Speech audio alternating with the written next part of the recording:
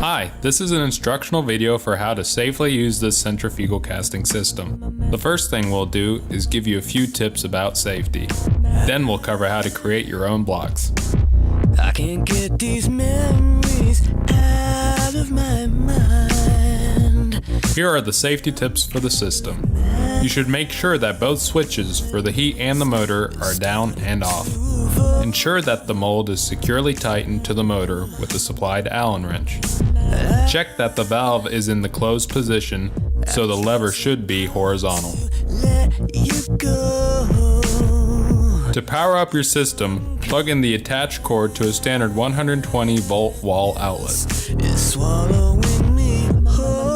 Remove the cap assembly. The cap assembly is comprised of a metal rod and a metal plate that keeps the solid material in the heated section of the hopper. Next, you will turn on the heat by flipping up the switch and setting the temperature to the correct temperature for the experiment that is being performed. After allowing the system to heat until that temperature has been reached, grab the cap assembly and insert it into the pipe. You will want to make sure that the bottom plate fits snugly into the bottom of the hopper. Then, you will fill the hopper with 6 tablespoons of wax. Be sure to shut the cap and screw it finger tight. Now, let the material heat for 2.5 minutes.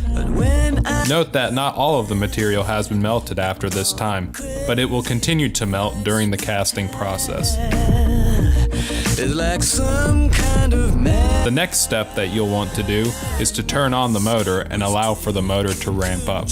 You will know that it is done ramping up after the vibrations have settled down.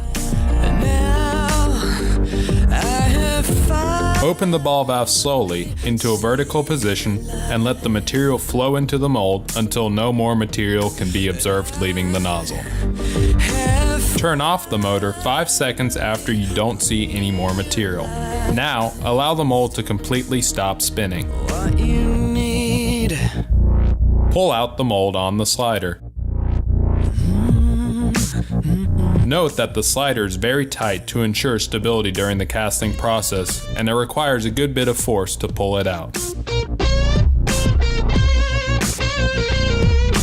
Use the supplied Allen wrench to unscrew the 4 screws holding the mold halves together.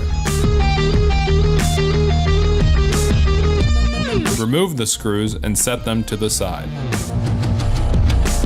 Now, use a toothpick or similar object to remove the parts.